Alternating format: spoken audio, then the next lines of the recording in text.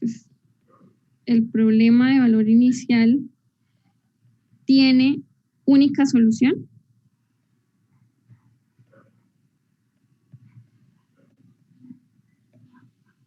Entonces, recuerde que para que tenga única solución, y nos estamos preguntando ahí en ese pedazo, que tenga única solución, entonces vamos a recurrir al teorema de existencia y unicidad, ¿cierto?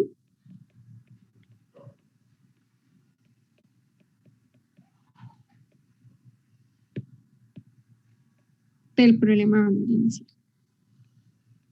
Entonces, ¿qué dice ese teorema? Ese teorema le plantea a usted lo siguiente.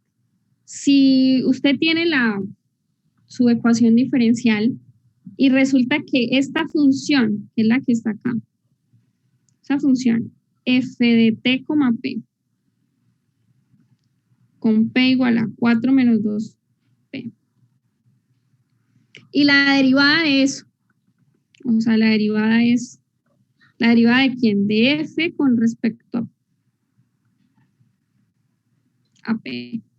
Entonces esa derivada aquí es igual a 4 menos 4p.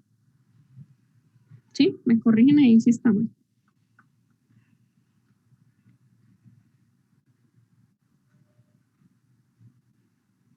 Bien.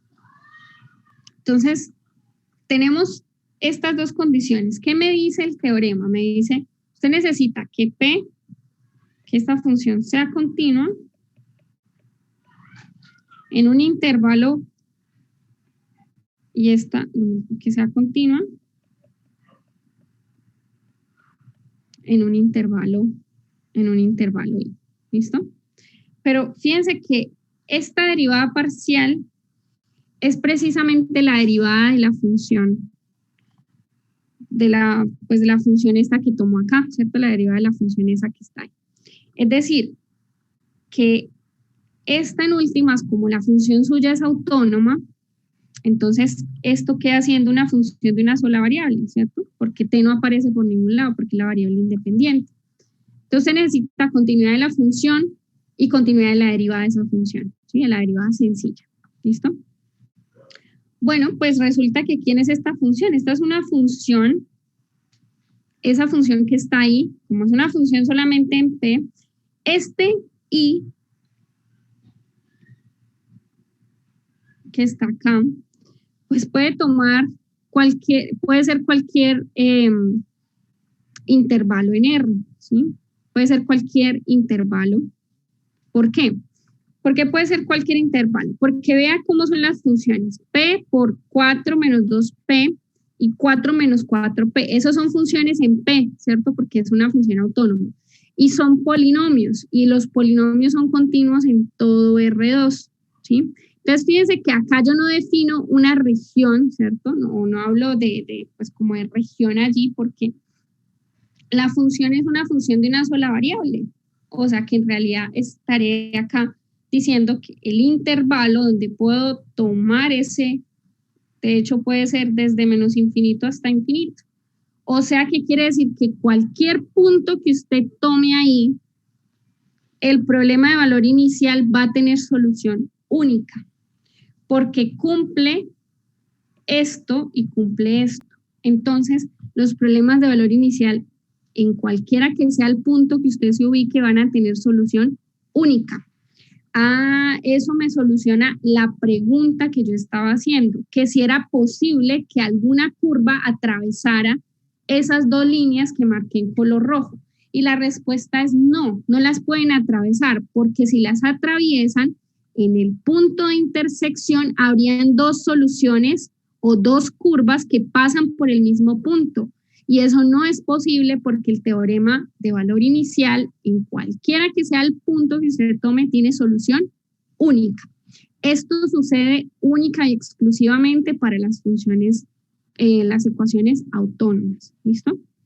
Entonces, claro, si usted tiene, como en este caso, pues no va a tener ningún problema. Ya vas a ver que las curvas soluciones que están en la región R1 se tiene que mantener ahí, no puede estar en la región R1 y pasar a la región R2.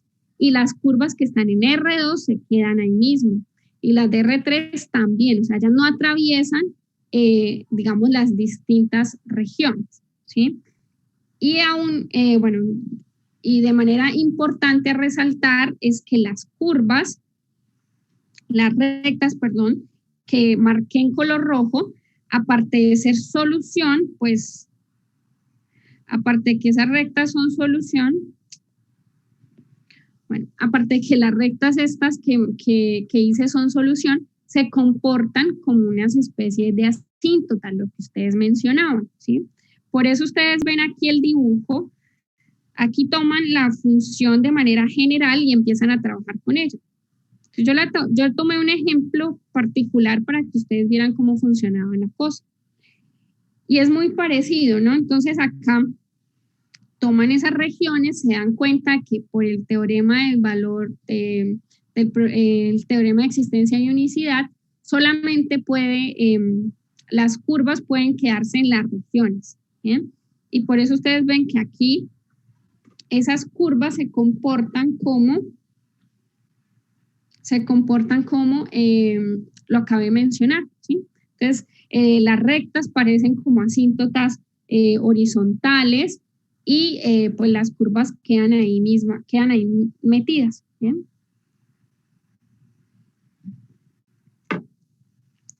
Entonces, más o menos vemos el comportamiento que tienen las curvas ahí dentro, sin haber pues tratado de solucionar esas ecuaciones, ¿sí? Simplemente con el hecho de que ustedes, pues digamos, como que analizaran lo que estaba pasando ahí, ¿bien? Sin necesidad de ir a hacer absolutamente ninguna cuenta ni nada, simplemente mirando como tal el resultado, ¿bien? Entonces, por eso ustedes ven que las curvas en realidad, quería borrar eso, pero no lo logré borrar. Las curvas aquí en lo verde están decreciendo, entonces más o menos vemos como que puede haber una especie de comportamiento de este estilo. Entonces aquí la curva viene decreciendo. Por ejemplo, esta crece, entonces desde por acá viene así, viene creciendo, puede tener un comportamiento así. Y en la parte de la región de abajo, pues las curvas decrecen, entonces pueden ser como cosas de este estilo, ¿bien? No pueden atravesar por lo que ya acabé de mencionar, ¿no? Como hay solución única, entonces la única solución que puede solucionar su problema es precisamente P igual a 2, el que coloqué acá, ¿no? Bueno. Entonces, resulta que los retratos de fase, por su forma, por la forma en la que está escrito, los distintos, pues, las distintas flechas, a los puntos críticos les podemos hacer una clasificación según la forma en la que están apuntando las flechas. Si apuntan hacia ellos o si apuntan en sentido contrario. ¿Cómo podemos entender eso? ¿Bien? Entonces, les decía, pues, haga de cuenta que usted ya tiene su retrato de fase y va a clasificar el punto crítico. Entonces, un punto crítico se llama asintóticamente estable o se le denomina atractor si en ese punto las flechas en la parte de arriba y en la de abajo apuntan hacia el punto, ¿sí? O sea, por ejemplo, esta que está acá, ¿sí? C es un punto crítico y las flechas están apuntando hacia él, ¿sí? Entonces, este es un atractor. Porque hagan de cuenta que es como si estuviera atrayendo a las flechas. ¿Listo? Bueno, y si tiene un comportamiento totalmente contrario a este que acabé de marcar, pues se va a denominar repulsor. Es decir, si las flechas se están alejando del punto, ¿bien? Como acá. Entonces las flechas, vea que están apuntando en sentido contrario al punto, ambas flechas. Entonces a esta se le llama o un punto inestable o se le llama repulsor. Bien. Y adicionalmente, si hay alguna flecha que está apuntando al punto y otra que está apuntando pero en sentido contrario, o sea, una está apuntando hacia el punto y la otra está en sentido contrario, entonces estos se llaman puntos semiestables. ¿Bien? Entonces puede ser o la flecha de arriba la que esté apuntando o la flecha de abajo, pero es como que una sí y la otra no. Entonces a este tipo de puntos se le llaman semiestables.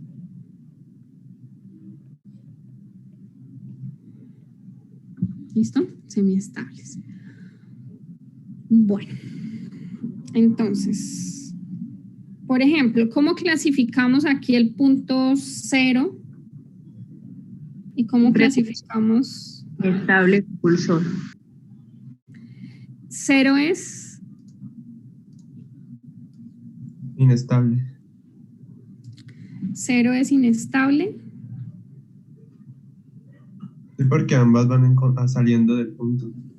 O sea, es repulsor.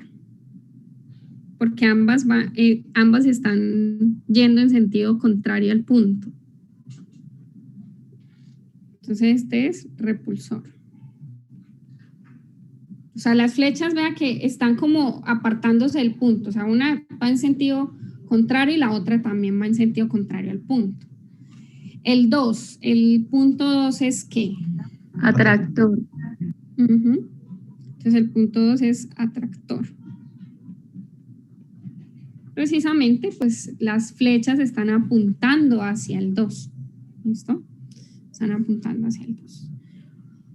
Bien, bueno, entonces vamos acá a colocar un par de ejemplos. Ustedes van a encontrar los puntos críticos y van a clasificar según sea pues el tipo de punto que encuentran ustedes allí. ¿Listo?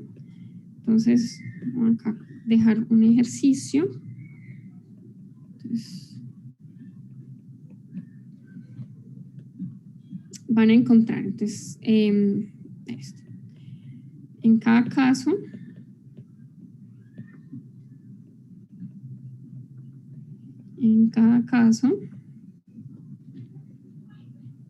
haga el retrato de fase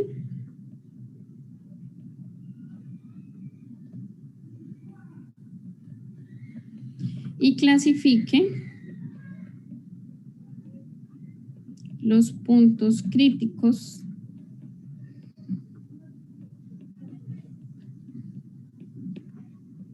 entonces primero de y de x igual a y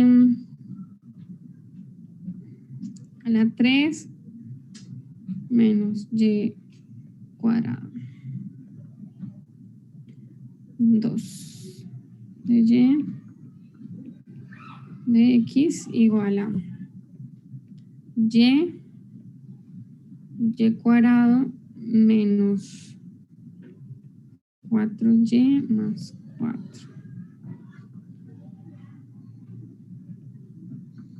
3 de y de x igual a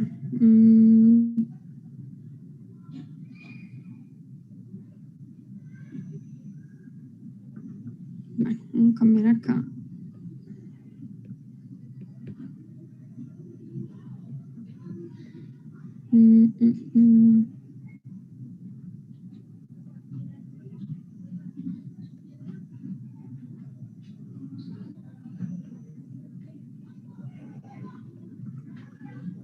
¿Listo? Entonces, en cada caso van a hacer el retrato de fase correspondiente y van a clasificar los puntos críticos según pues, el tipo, ¿no? Atractor, repulsor o inestable. ¿Bien? Entonces, acá les dejo el dibujito. Recuerden que el retrato de fase es, encuentren los puntos críticos, miren en qué pedazo la derivada es positiva, en qué pedazo es negativa y ahí según el signo pues marcan la flecha, bien sea hacia abajo o sea hacia arriba, ¿listo? Bueno, entonces vayan trabajando porfa en ese ejercicio, ¿listo?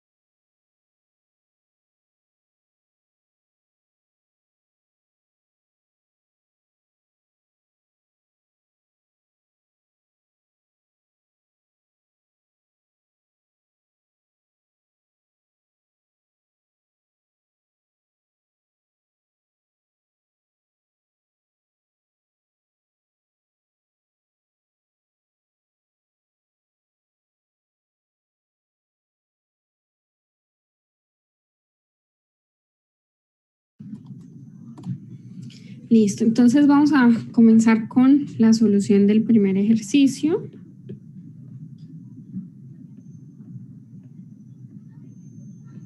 Entonces, para el primero vamos a ver cómo queda nuestro retrato de fase. Yo lo voy a hacer por acá. Y este es Y, que es la variable dependiente, ¿no?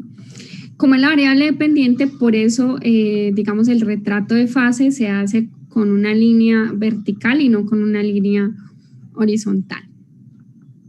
Bueno, entonces, para encontrar los puntos críticos en esta ecuación, entonces, de y de x es igual a 0.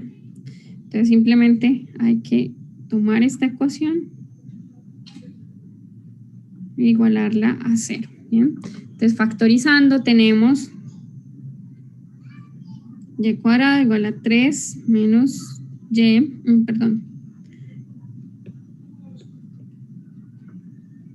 este es el que ya la 3. 3y menos 1, ¿cierto? Igual a 0. O sea que los puntos críticos son y igual a 0 y y igual a Tercio. 1/3, exactamente. Entonces, los marco acá, 0. Voy a colocar aquí 1/3 para poder tener espacio y marcar las flechas. Entonces, entre menos infinito y 0,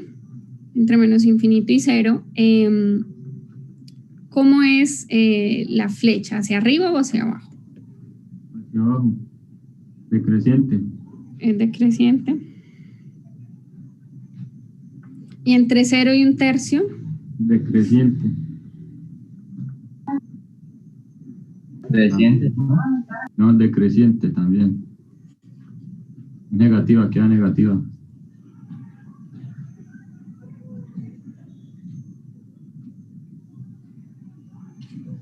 Decreciente.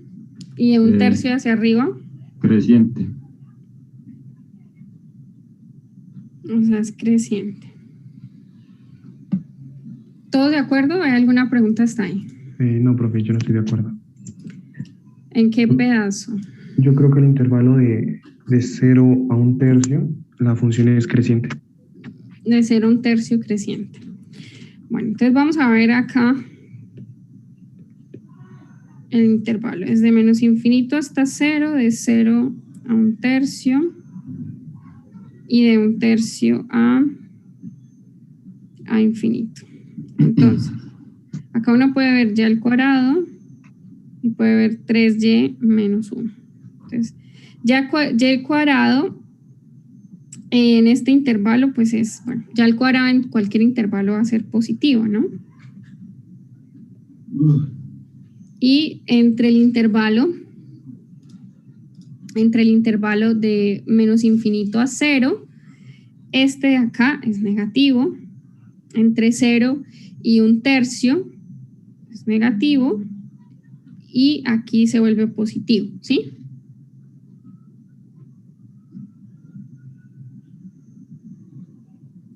Sí. Entonces, cuando hago el producto, esto queda negativo y esto se vuelve positivo. Entonces, flecha hacia abajo y flecha hacia arriba. O sea, flecha hacia abajo y hacia arriba. Bueno, entonces, ahora, según la clasificación que tenemos, este punto, el punto 0, es atractor, repulsor o semiestable. Semiestable. Semiestable. Exacto, entonces este es semiestable.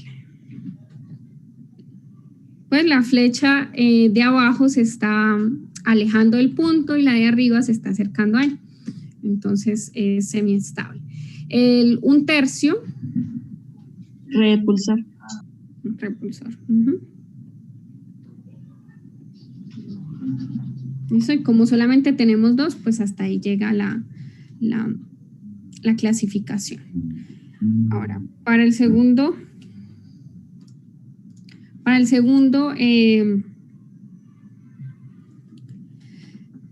ejercicio, entonces, pues simplemente encontrar nuevamente los puntos críticos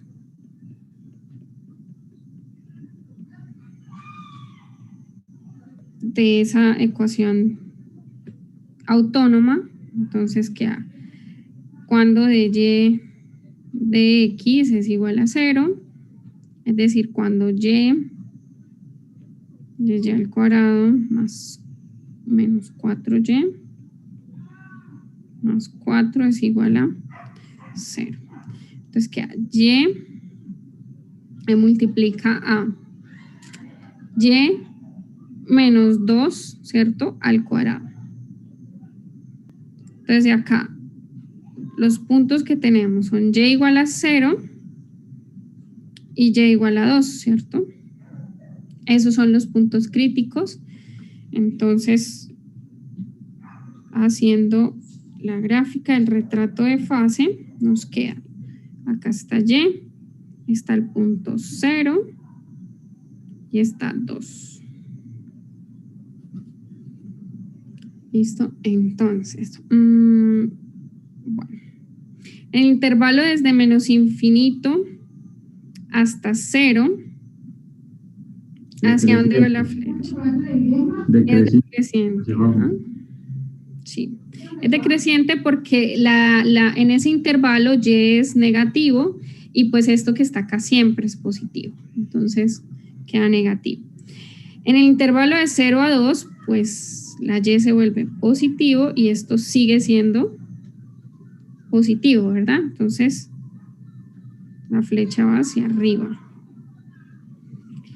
Y pues en el otro lado también queda igual, ¿no? Positivo, sí. Queda positivo. Está creciendo, esto queda positivo, esto queda positivo, entonces pues el producto de los signos nos da igual a positivo. Clasifiquemos esos puntos. El 0, en este caso, ¿qué tipo de punto es? Repulsor, inestable. El 0 es repulsor y el 2 Semiestable. ajá, semiestable porque la flecha de arriba está apuntando hacia el 2, pero la de abajo está apuntando hacia 2 y la de arriba se está alejando de él.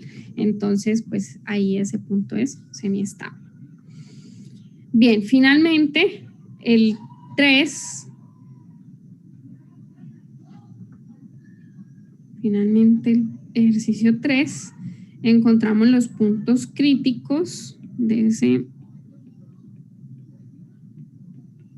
ecuación y nos queda cuando de t es igual a 0.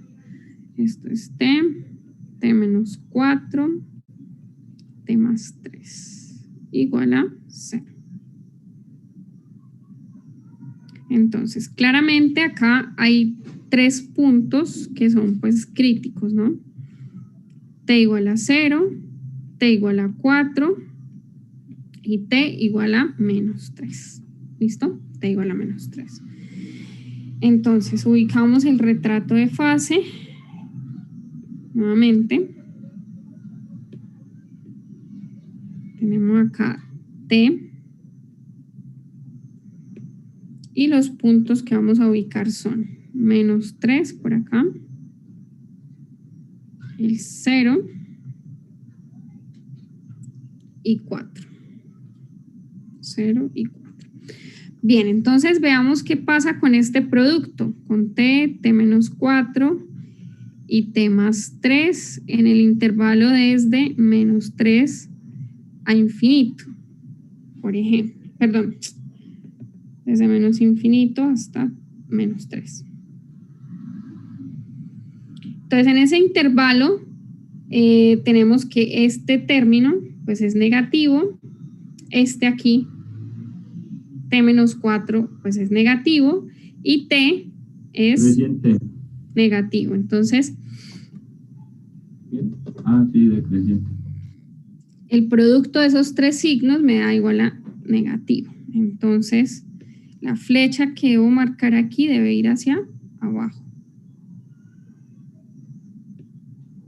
Ahora, en el intervalo desde -3 hasta 0, este cambia de signo, ¿cierto? Y este sigue siendo, en ese intervalo tenemos negativo y este sigue siendo negativo. Entonces acá este signo se da positivo, cambia la flecha a ir hacia arriba. Ahora miramos en el intervalo desde 0 hasta 4. De 0 a 4. Decreciente. Esto se vuelve positivo, esto continúa siendo positivo y este término que está acá, de 0 a 4, es negativo, ¿cierto? Entonces acá todo esto se vuelve negativo, la flecha apunta hacia abajo. Bien. Y finalmente el intervalo de 4 a infinito, pues todo se vuelve positivo, ¿no? Esto también, y esto también.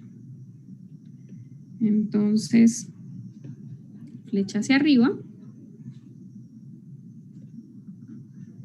Y clasifiquemos por último los puntos. Entonces, -3 es un punto ¿de qué tipo? Repulsor, inestable. Entonces, -3 es un punto repulsor. El 0 es un punto Estable. estable o atractor. Atractor. Y 4. Repulsivo. Repulsor. Ajá. Entonces, 4 es un punto repulsor. Bien. Bueno, ahí ya tenemos la clasificación de los puntos críticos. De cada una de ellas, pues sabemos que, por ejemplo, en este punto 3, el -3, t igual a -3, t igual a 0 y t igual a 4 son solución de la ecuación diferencial. Bien.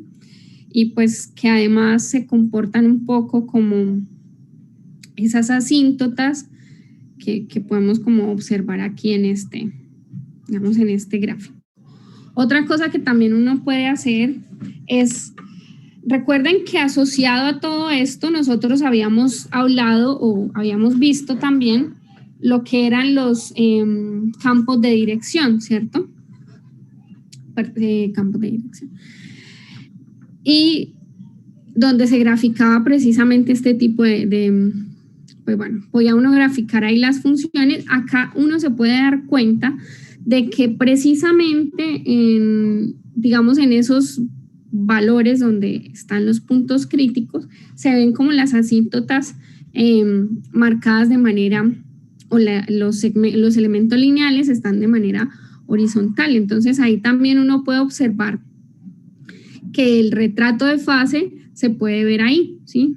Que las flechas, digamos las funciones se ven, o las pendientes allí son positivas.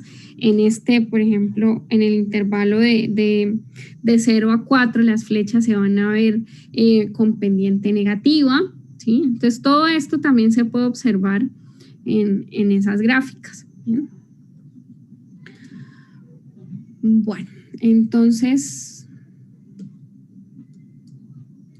vamos a pasar a hablar en esta parte de un primer método de solución de ecuaciones diferenciales. O sea, ya dejamos de un lado lo que era el análisis cualitativo, que también vimos la parte de las ecuaciones autónomas y que pues la importancia que tienen esas ecuaciones y cómo podemos encontrar información acerca de la curva sin tener como tal la curva, ¿sí? Sin tener la curva solución.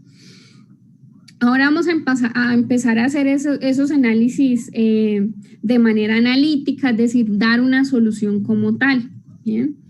Entonces, empezamos pues hablando de las ecuaciones que se llaman o se denominan ecuaciones con variables separables. ¿Qué características tienen esas ecuaciones? Pues bueno, las ecuaciones de primer orden, como ya sabemos, se pueden escribir de manera general así. ¿Listo? Entonces se va a llamar separable si la función que queda del otro lado, esa función f, en realidad se puede ver como un producto de dos funciones. ¿Qué características tienen esas funciones? Que una está escrita solo en términos de la x y la otra solo en términos de la y. O sea que vamos a tener esta apariencia. ¿Listo? O sea, que la f tenga precisamente esa apariencia. De ahí el nombre separable, porque usted va a poder separar la función del lado derecho. No es una función, por ejemplo, seno de x más y, cosas así, sino que va a poder usted separar la función que está solo escrita en x y la otra pues está escrita solo en términos de y. Las ecuaciones que acabamos de ver, que son ecuaciones autónomas, o sea, que tienen esta forma. Esta es una ecuación, perdón, esta no es autónoma. Esta es una ecuación donde la función solamente depende de g, ¿sí? Que son, este tipo de ecuaciones eran las que, digamos, ustedes estaban acostumbrados a resolver, ¿sí? Porque decían, mire, encuentre una ecuación, perdón, una curva que satisfaga esto, que la derivada sea g de x. Entonces, pues para resolver ese tipo de ecuaciones uno simplemente decía, bueno, la solución de esto es simplemente yo integro. ¿Sí? Entonces integro con respecto a x. Y ahí obtengo pues quién va a ser mi familia de soluciones. Ese tipo de ecuaciones eran las que pues ustedes más resolvían y son de tipo separable porque en ese caso la h es como si fuera 1, ¿sí? Como si no apareciera, solamente aparece la g. También las que son autónomas, ¿sí? Las ecuaciones autónomas también son de variables separables porque las ecuaciones autónomas no tienen la función g de x, solamente está h de y. Entonces esas son de tipo variable separable. ¿Listo? Bueno, entonces el método de solución es muy parecido a lo que acabé de mencionar acá. Como su nombre lo indica, pues vamos a poder separar las funciones g y h. ¿Listo? Y pues ese es el método como tal. Entonces el método de solución consiste en poder pasar o en poder manipular la expresión. Como está separada todo lo que tiene x de lo que tiene y, entonces usted puede pasar este h al otro lado y le queda como la función 1 sobre h.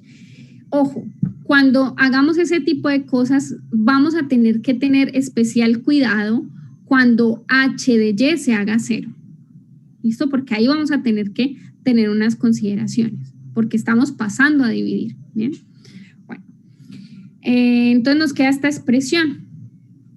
Bueno, resulta que esa función 1 sobre h de y la vamos a renombrar, vamos a decir se va a llamar s de y. ¿Listo? Simplemente hace un renombramiento de la función y a continuación vamos a hacer lo siguiente. Vamos a hacer como una especie de sustitución y vamos a tomar una solución de la ecuación. O sea, alguien que solucione esa ecuación diferencial pues es de tal manera que pues cumpla esto, ¿no? Entonces voy a decir, sea phi una solución, ¿listo? Entonces quiere decir que cuando usted vaya a reemplazar en la ecuación, entonces ¿cómo le queda? Le queda, reemplaza s de y, o sea, s de phi.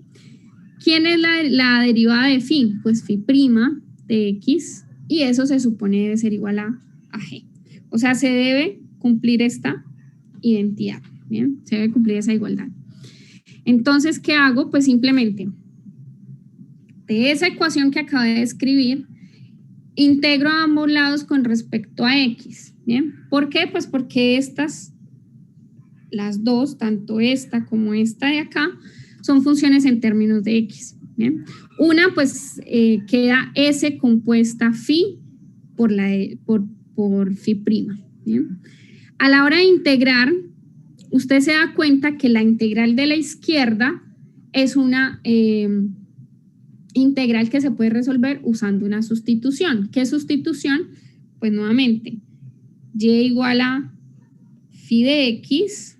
Entonces, si toma esta, la derivada es ¿quién? El diferencial de y va a ser y' de x. ¿Bien? Y bueno, pues eso me sirve para reemplazar y así simplemente me queda la integral de s de y por dy igual a la integral de g de x por el de x. ¿Listo? Entonces, si ustedes lo observan de pasar como de acá a acá, es como, ustedes dicen, pues bueno, es que básicamente lo que usted hizo fue como partir la fracción, pasar esto aquí. Sí.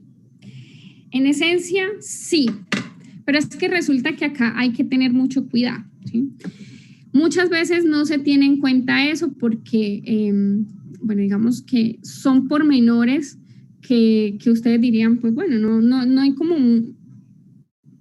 mucho que pensar a la hora de uno considerar eso, ¿sí? O sea, manejar los diferenciales como si fueran fracciones.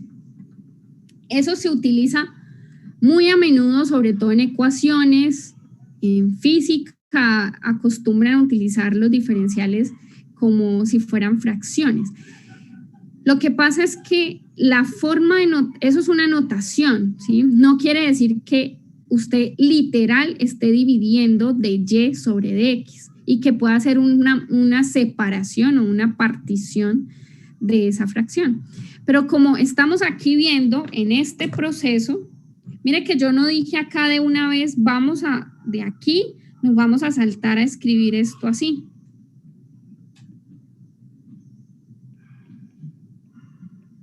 Que en últimas fue a lo que llegamos, pero no fue ese el proceso, ¿cierto? Dijimos, ok, va usted a hacer una sustitución, va a escribir de esta manera, va a hacerla, se da cuenta que el lado izquierdo de la igualdad se puede hacer una sustitución y fue lo que hizo. Y de ahí apareció el de y, ¿sí? De esa sustitución apareció el de y. Entonces, claro, por eso es que a veces se olvida o uno olvida de que los fraccionarios en los diferenciales en realidad no son fraccionarios, son solamente una forma de notación, pero uno lo olvida porque de una u otra forma funciona, el separar funciona, ¿sí? Entonces, como pues eso como a manera de que ustedes pues lo tengan presente, sí se puede como separar ahí, pero tienen que tener eso pues digamos como muy en cuenta de que aunque son fracciones, no es como si estuviéramos literalmente dividiendo de y sobre de x, ¿listo? Entonces ahí como para que tengan eso pues presente, ¿no? Y una vez pues ustedes ya tengan la integral hecha a ambos lados, una con respecto a y y la otra con respecto a x, pues usted va a poder tener de manera explícita o de manera implícita una solución para su ecuación en ese caso, ¿sí? Bueno, acá podemos pasar a revisar los ejercicios y empezar a hacer ejercicios como tal. Antes de pasar a hacer los ejercicios, quiero que hagamos una pequeña observación. Y es precisamente a esto que quiero hacer observación. El hecho de que usted pueda pasar a dividir sobre h de y tiene que tener presente y tiene que tener muy en cuenta de que si hay puntos o elementos o valores de la y que hagan a esa función h, la hagan 0, pues usted no va a poder hacer la división. Y no solamente eso, son rectas bastante particulares porque no solamente pues dan como problemas, sino que además ellas son solución, se pueden considerar como solución, ¿bien? Entonces eso es lo que quiero que analicemos acá. Entonces, esto como a modo de observación. Entonces, en el tema de variables separables, una ecuación diferencial de primer orden llamada, o se dice que es de variables separables, si usted puede escribir a esto como un producto donde está la función g de x y está la función h de y. ¿Listo? Entonces acá viene la observación. Y la observación es, sea C, voy a cambiarle el nombre, sea K un número real tal que haga que h de y sea igual a 0. Entonces, vamos a tener algo parecido a lo que teníamos en las ecuaciones autónomas, y es que las rectas de la forma y igual a un k, o sea, en este caso y igual a k, es solución de la ecuación diferencial. Esa es la observación que quiero hacer en esta parte. ¿Por qué es solución? Entonces, vamos a mirar por qué es solución. Entonces, veamos que y igual a k es solución de la ecuación diferencial. Para que sea solución de la ecuación diferencial, entonces, pues a la hora de reemplazarla debe haber una identidad, ¿no? Entonces, como k es una constante, la derivada de esto pues es igual a 0, ¿cierto? La derivada es igual a 0. Entonces, reemplazando en la ecuación diferencial que tenemos, pues mira, queda de y de x es igual a g de x por h de k, ¿cierto? Porque estoy diciendo que y es igual a k. Entonces, como la derivada aquí dio 0, recuerde que por por k ser de tal manera que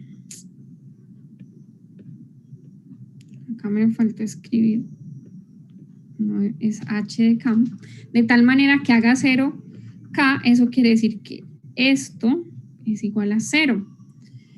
Y pues claramente usted obtuvo aquí una identidad, 0 es igual a 0, claro que sí. Entonces, estas soluciones que están aquí, a menudo se le llaman soluciones singulares. ¿Por qué se le llaman soluciones singulares? Recuerden ustedes que era una solución singular. Es una solución que está como solita o está como aparte de la familia de soluciones, ¿sí? Es como una solución que no se ajusta a la familia de soluciones que usted va a tener haciendo pues el proceso que les mencioné de separar e integrar, ¿bien? Entonces, cuando eso sucede, pues se le llama a esa solución, se le llama una solución singular, ¿listo? Entonces, a manera de observación tenemos esto, ¿bien? Entonces, usualmente las ecuaciones diferenciales separables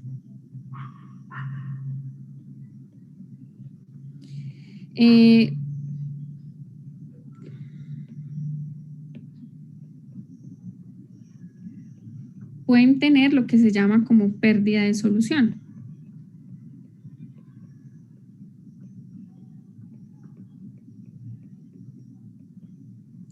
¿Y qué es eso de pérdida de la solución? Pues son precisamente y igual a un k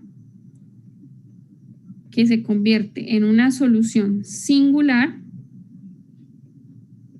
de la ecuación diferencial, donde k es precisamente un número real tal que hace que h de k sea igual a 0.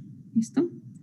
Y se dice que pérdida de solución, ¿por qué se le dice que es una pérdida de solución? Porque a menudo uno, digamos, como que se ocupa de solucionar la ecuación diferencial, ¿sí? O sea, de ir a hacer todo el proceso que hicimos acá. El de separar y el de integrar a ambos lados y bueno, listo, obtuvo la familia de soluciones. pero resulta que a usted se le está olvidando esa solución singular, que son todas los numeritos que hacen cero la H, ¿cierto? La que depende solamente de Y, porque ellas solucionan la ecuación diferencial. Entonces, muchas veces cuando les preguntan por problemas de valores iniciales, donde los puntos caen sobre ese tipo de rectas, entonces usted se pone, hace todo el proceso, encuentra quién es su familia y a la hora de ir a reemplazar no encuentra ningún valor del parámetro que le permita tener solución. Entonces usted empieza a decir, bueno, es que acá no hay solución o qué pasó acá, ¿sí? Entonces es precisamente por eso, porque hay que tener cuidado con la pérdida de solución cuando pasa este tipo de cosas. Si por ejemplo la función h no está, o sea, simplemente usted tiene de y de x igual a g de x, pues no va a tener pérdida de solución, ¿sí? Pero pues si hay una función, si en su fórmula, en la ecuación diferencial, usted tiene una función que depende solo de y, pues tiene que tener en cuenta quiénes hacen cero esa función, ¿listo? Entonces, como para tener en cuenta esa primera observación. Bien, entonces empecemos a trabajar con estas dos primeras ecuaciones, que claramente es de variables separables cada una de ellas. ¿Por qué? Porque pues para que sea variable separable usted tiene que poderla escribir de esta forma. O sea, esto queda igual a y.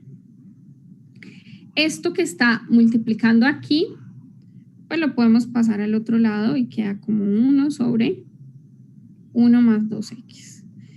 O sea que tenemos una función que depende solo de y otra que depende solo de x. Entonces sí es una función de variables separables. Al igual que esta de acá. Esta de acá pues es de variables separables porque usted puede escribir esto así, como menos x por 1 sobre y.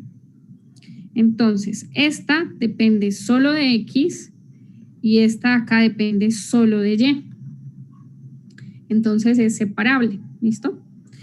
Bueno, entonces vayan por favor trabajando con la ecuación 1 y 2, bueno, con la 1 principalmente, para que vayan resolviendo esa ecuación y vamos a pensar también no solamente en solucionarla, sino vamos a pensar en el intervalo de definición, ¿sí? Recuerden que el intervalo de definición es donde usted dice, hay solución sobre este intervalo, ¿listo? Y en para que haya solución sobre ese intervalo, debe pedirle a su curva que sea, como es una función de una ecuación de primer orden, entonces que sea diferenciable, ¿listo? Y que la función la derivada sea continua en ese intervalo, ¿bien?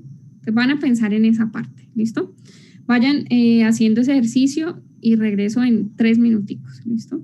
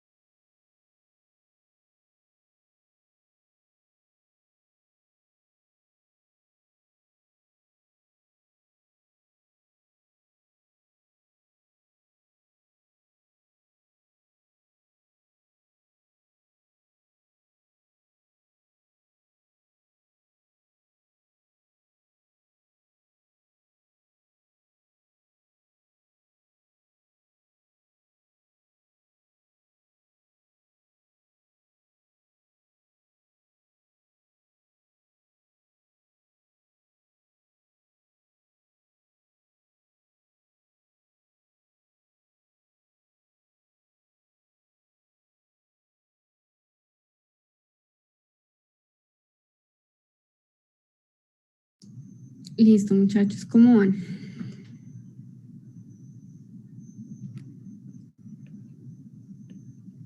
Vamos a ver acá entonces cómo queda la solución del primer ejercicio. Entonces, ejercicios, el primero. Voy a escribir de una vez la ecuación en su forma, digamos, como estándar de separable, que queda así. Bueno, aquí de una vez como que podemos empezar a pensar en qué tipo de soluciones singulares vamos a tener. Entonces recuerde, las singulares es la que hace que la función que depende solo de y se haga cero. Entonces aquí vamos a tener una solución que posiblemente puede ser singular. Eso también hay que dejarlo claro. ¿Por qué digo que posiblemente puede ser singular?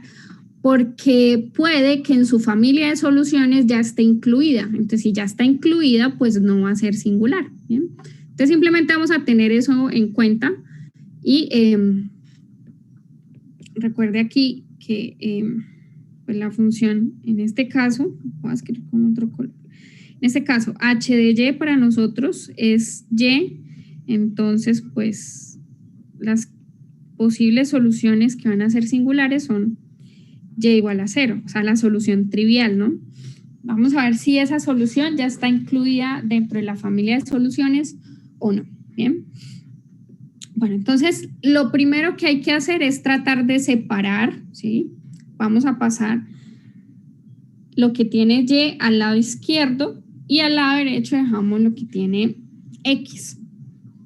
¿Por qué hay que hacer por qué hay que dividir de esa manera? Porque usted quiere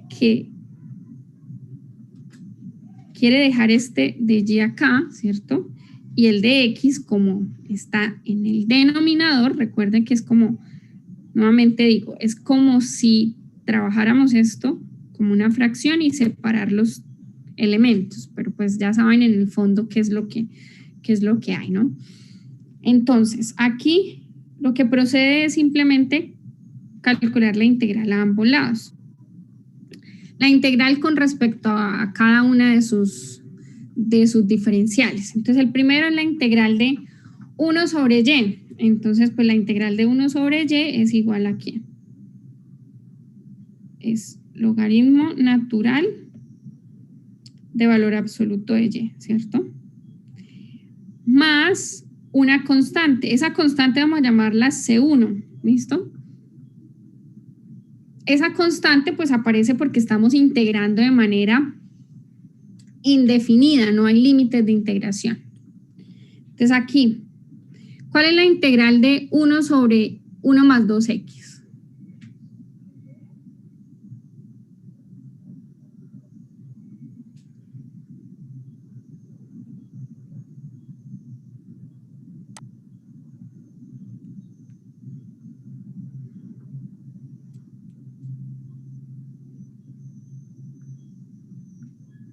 ¿Cuál es esa integral? 1 sobre 1 más 2x.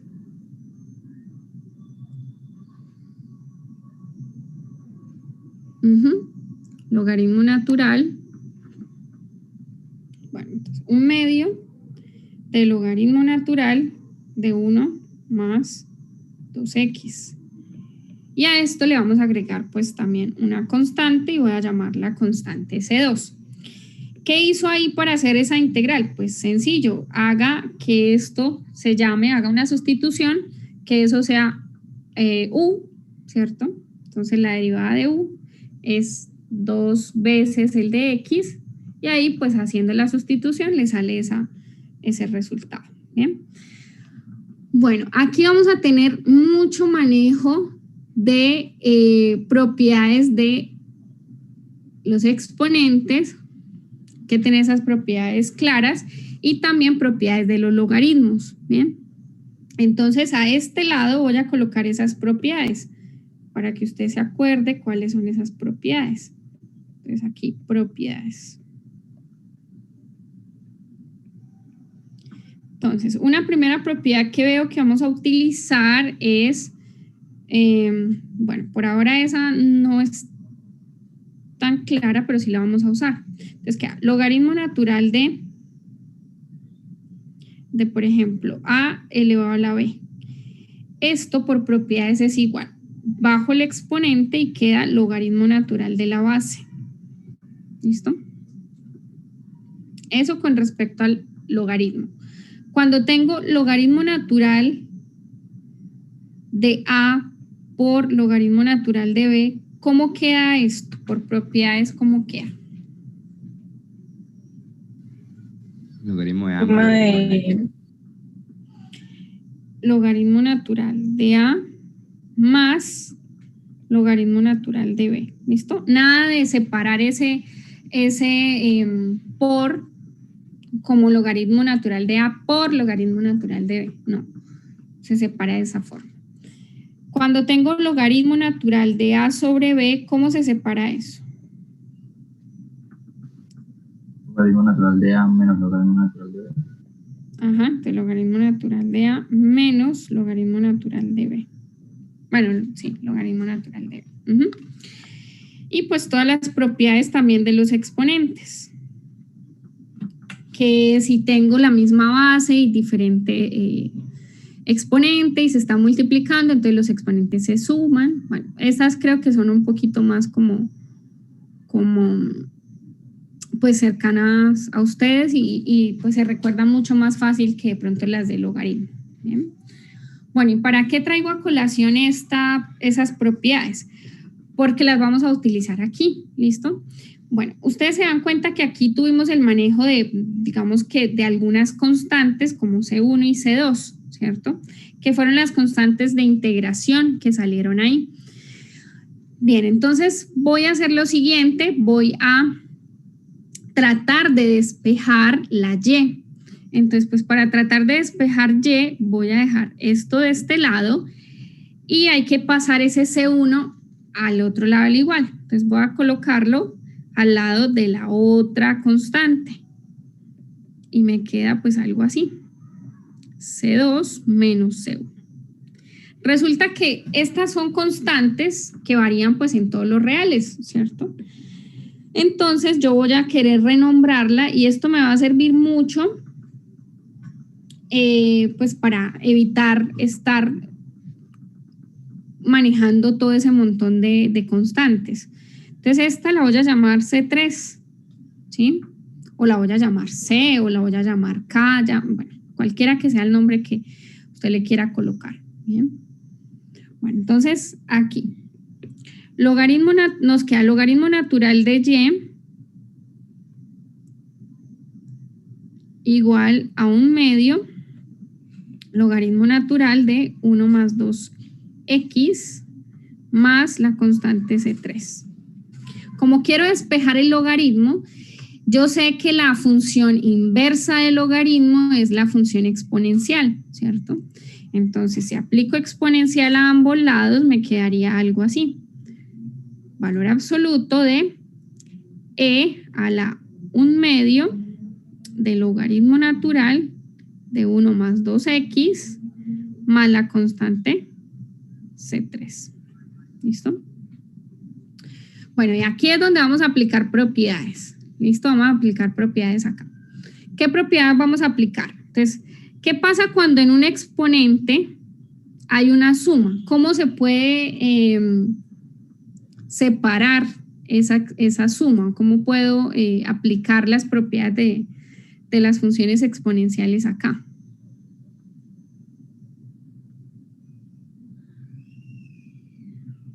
Con un producto. Exacto, entonces simplemente esto me queda e a la 1/2 del logaritmo natural de 1 más 2x por e a la C3. ¿Listo? Bueno, resulta que esto que está aquí, pues nuevamente es una constante. Bueno, ahí usted puede ver que es una constante positiva por la forma o por la apariencia de e. Pero bueno, entonces aquí vamos a llamar esa constante, la vamos a llamar K. ¿Listo? Entonces su expresión le queda así. K la voy a poner aquí adelante porque es una constante. ¿Listo? Vamos a ver en el exponente de la e que tenemos. Bueno, yo sé que e y logaritmo natural son funciones inversas. Si yo tuviera e a la logaritmo, esa compuesta es igual a la identidad, es decir, como que me queda solamente el exponente. Pero me doy cuenta que acá hay un medio, o sea, un medio está antecediendo al logaritmo. Entonces yo quiero que mi expresión me quede así, yo quiero que me quede e a la logaritmo natural de algo, ¿sí? Entonces vea que un medio está multiplicando el logaritmo. ¿Qué propiedad debería utilizar ahí para poder quitarme como ese un medio de al lado del logaritmo? Se podría elevar el Euler al lado medio y multiplicarlo por el Euler. Ah, no, mentira. Elevar el 1 más 2x a la 1 medio, o sea, por la primera propiedad del logaritmo. No, bajar el 1 medio. Podríamos. Aplicar la primera propiedad, dice su compañero, ¿no? Podríamos multiplicar el 1 medio por Euler. O elevar al cuadrado a los dos lados. Elevar al cuadrado a los dos lados. Sí, pero a la hora de usted trabajar, lo que quiere hacer es despejar la y, ¿sí? Lo que quiere usted hacer es despejar la y, entonces no puede como ir agregándole más cosas porque si no, pues acá aparecería como un 2 y después otra vez volver a despejar. Entonces, por la propiedad 1, lo que podemos hacer es expresar a esto como logaritmo natural de 1 más 2x a la 1 medio. ¿Listo? Esa es la primera propiedad. Bien, y entonces de esta forma ya me queda que k es igual, bueno, como e y logaritmo son funciones una en la inversa de la otra, entonces nos queda valor absoluto de 1 más 2x a la 1 medio.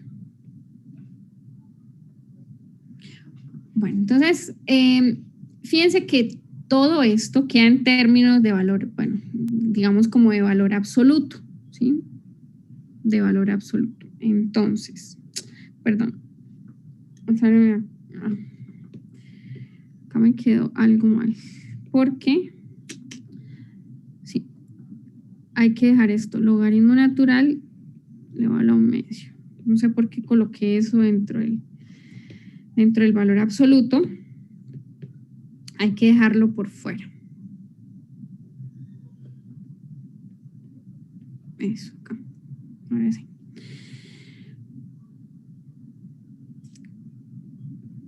Entonces, esto nos quedó valor absoluto de 1 más 2x a la 1 medio. Bueno, y ahí, para decir cuál es la solución que tenemos, hay que revisar, ¿no? Esto que está a la 1 medio, hay que recordar que es raíz cuadrada, ¿cierto? Pero pues con eso no va a haber mucho lío porque como esto le queda de esa manera, valor absoluto de 1 más 2x, aquí usted no se tiene que preocupar porque ¿qué pasa si lo que está dentro del paréntesis llega a ser negativo? Pues ya se quitó ese problema porque precisamente el término 1 más 2x está dentro del valor absoluto, ¿sí? Entonces, puede, digamos que, estar tranquilo por ese lado, ¿no? Ahora, del lado izquierdo yo tengo valor absoluto de y, ¿sí? Tengo valor absoluto de y. Entonces, valor absoluto de y puede tomar dos valores. ¿Cómo se define valor absoluto de y? Valor absoluto de y es una función que se define así, como y, si y es mayor o igual que 0, y se define como menos y, si y es menor que 0. Si y es menor que 0, ¿cierto? Entonces, pues esto lo podemos ver también, que y va a ser más o menos a veces la raíz de valor absoluto de 1 más 2x. ¿Quién era acá? K era una constante, entonces vea que estoy tomando la constante positiva y la constante pues también negativa. Entonces usted puede simplemente decir, yo quiero que esto se llame C. Recuerde que K es una constante, ¿listo? Entonces en últimas usted puede decir, mire, esto es de la forma Y igual a una constante C por raíz de valor absoluto de 1 más 2, de 1 más 2x, ¿listo? Si usted no quiere colocar el valor absoluto, ¿qué restricción debería colocar si usted quiere quitar pues el valor absoluto? La restricción, si quiere colocar eso sin valor absoluto, debería tener en cuenta que si lo coloca de esta manera, 1 más 2x tiene que ser mayor o igual que 0, para que no tenga ningún problema con la raíz de números negativos, porque no va a ser pues un número real, ¿no? Finalmente, aquí usted puede decir el valor que toma C como constante es cualquier número real. Entonces, hagamos un recuento de las constantes que fuimos encontrando en el camino. Entonces, voy a marcar acá. La constante que encontramos fue C, ¿cierto? De para atrás. Esta fue cambio de la constante más o menos K. K fue el valor que tomé de E a la C3. Ese C3 salió de hacer la resta entre la constante C2 y la constante C1. Y la constante C1 y C2 pues son las constantes de integración. Si usted hubiera trabajado así, simplemente con estos términos, con C2 menos C1, entonces cuando hubiera llegado a este punto hubiera tenido estos. E a la C2 menos C1, ¿listo? Y si hubiera empezado a trabajar así, sin haber como renombrado las constantes, se hubiera vuelto un poquito más tedioso el manejo de las constantes. Entonces, por eso es que se hace como el hecho de renombrar a las constantes, ¿bien? Y trabajar más bien con esas constantes, digamos, como renombradas de esa manera, ¿sí? Ahora, ¿recuerdan ustedes acá que en la parte de arriba les dije, esta es una posible solución singular? ¿Por qué posible? Es una posible solución singular. Es posible solución singular porque puede que en mi familia de soluciones, para algún valor de la constante, yo obtenga esa solución. Y precisamente vamos a ver que eso es lo que pasa en este caso. ¿Por qué? Porque vea que si C toma el valor de 0, si C es la constante 0, entonces, ¿qué solución obtiene usted? Obtiene la solución trivial. O sea que esta, que era la posible solución singular, resultó estar en la familia de soluciones. O sea, a ver, la familia de soluciones suya es como este conjunto, ¿listo? Que tiene la forma C por raíz de 1 más 2x, donde C varía en los reales, ¿listo? Entonces se dio cuenta que aquí, si C es igual a 0, entonces la solución que obtiene es la trivial, ¿bien? O sea que ella no es singular porque no está por fuera de la familia de soluciones, ¿sí? Está precisamente para el valor de C igual a 0, obtengo la solución trivial. Eso no es cierto en todos los casos, ¿sí? Las posibles soluciones singulares me pueden generar soluciones, de hecho, que son de ese tipo, singular, que no estén dentro de la familia de soluciones. Aquí digamos como que quedó cubierto esa parte, pero pues no siempre pasa, ¿bien? Bueno, yo creo que con este ejemplo podemos dejar por acá y la próxima clase retomamos en este tema del método de solución usando variables separables y pues ver en otros casos qué sucede con las soluciones singulares, si están incluidas en la familia o si por el contrario sí son soluciones de singulares. ¿Bien? Profe, yo quería preguntarle, para ese caso también ese conjunto no tendría que tener también la restricción de que X sea mayor o igual a un medio. Sí, ahí vamos a ver el intervalo de definición también. Bien, pero bueno, por el tiempo lo terminamos de ver Bueno, listo. la otra clase. Sí, ahí también hay que tener en cuenta el intervalo de definición. Por ahora... Pues gracias, profe. Listo. Por ahora simplemente quería mostrarles cómo es el manejo de variables separables. En variables separables tienen que manejar mucho las propiedades del logaritmo y las propiedades de exponencial, porque básicamente al uno pasar a dividir esta función al otro lado, en muchos casos va usted a tener que integrar y las integrales van a quedar como logaritmo natural. Entonces, por eso hay que tener un buen manejo de esas propiedades. ¿Listo? Bueno, muchachos, entonces dejamos por acá y nos vemos la próxima clase. ¿Listo? Que estén